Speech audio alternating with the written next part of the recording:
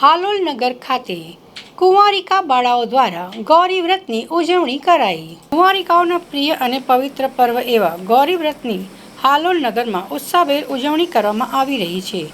અષાઢ સુદ તેરસથી શરૂ થયેલા આ 5 દિવસીય વ્રતને લઈને હાલોલ સહિત સમગ્ર પંથકના શિવ મંદિરોમાં ભક્તોની ભારે ભીડ જોવા મળી રહી છે।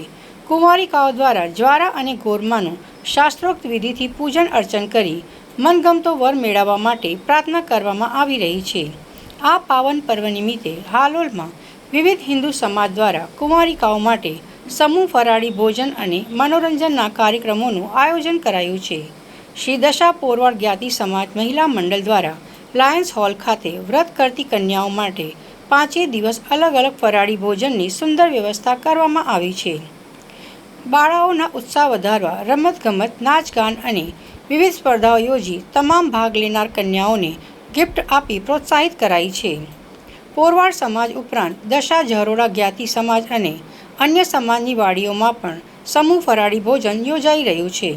સમગ્ર હાલોલ નગરમાં કુંવારિકાઓમાં ગૌરી વ્રતને લઈને ભારે ઉલ્લાસ, ઉત્સાહ અને અનોખી શ્રદ્ધા જોવા મળી રહી છે।